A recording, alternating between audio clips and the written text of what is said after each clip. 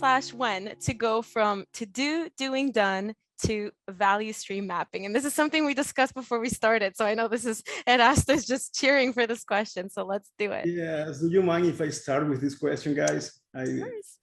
Okay, let me take this question, guys, because particularly this question caught my attention for the simplicity of the question and the complexity of the possible answers, you know?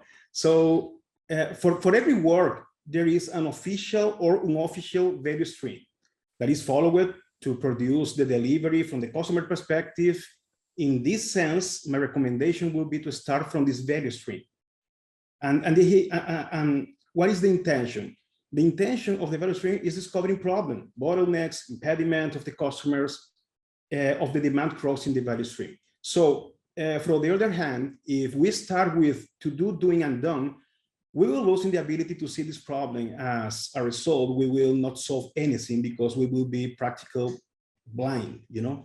So obviously, okay, this is a point of view from my experience, and most important of all is to start and learn over time and keep simple. If you will start with to do, doing, done, and after that you will improving your flow and your knowledge about it, the behaviors of the demands crossing the workflow, okay, let's do it. But if you have a little knowledge of your value stream, start from value stream. This is my position, okay? But obviously I can understand about Andrea and Nigel as well. I'll let Andrea go because I've been speaking for too long and bore everybody with my voice. Andrea. Well, I slightly disagree. Generally, I agree. But obviously, you know, as always in this industry, there needs to be some disagreement to have a good controversial discussion. The to-do, doing, done, if you just leave it as it is, I find personally is not really adding much value. So yes, you can address one simple point, which is if you limit the work in progress to one per person, at least you don't do lots of multitasking. So it might be like a step forward compared to what you've done or what they have done before. However, it's not really giving you any insights because the key thing is to optimize your process, not just like a task. You don't even know where to start if you just have a task on your list. You don't know often what the priorities are. So there's so many downsides. I do believe that there are certain scenarios, and it's especially when it comes to new product development, when you have the necessity to, or when you don't have the ability to have a left to right sequential process.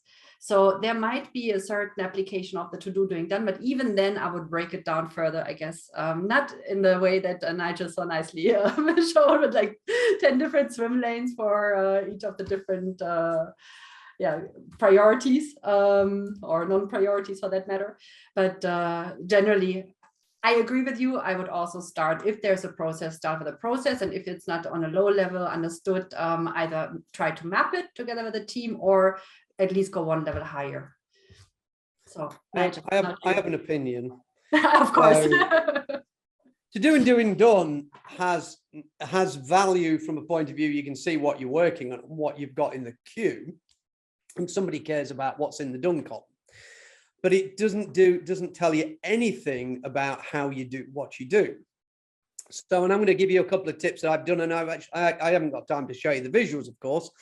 But one thing we do is when I go into organizations, we'll do value stream mapping. I'm a big proponent of being able to see how we do what we do, which in value stream mapping is one of the techniques we'll use for that.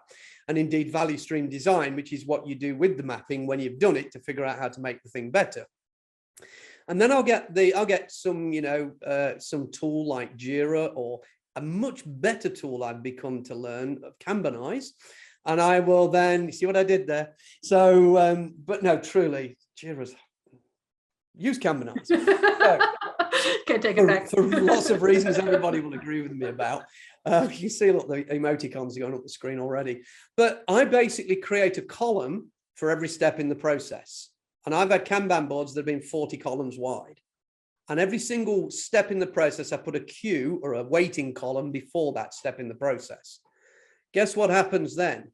You very quickly make visible where the challenges are, where the bottlenecks are, the constraints are in the system flow, and you can start making you can do some focused improvement work to optimize that flow.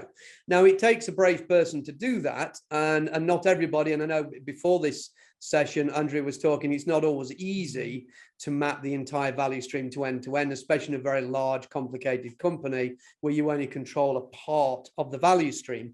But start there, map that. And at least when it comes into you, you know your bit is as good as it can be and you understand how work gets done, and start making the queues visible, because there's nothing more powerful than having a conversation with people who control the budgets for resources than showing them the queues and saying, that's the problem, I need to reduce this queue. And then you can have a constructive conversation about reducing the queue. So that's where Kanban as a visualization tool becomes very powerful.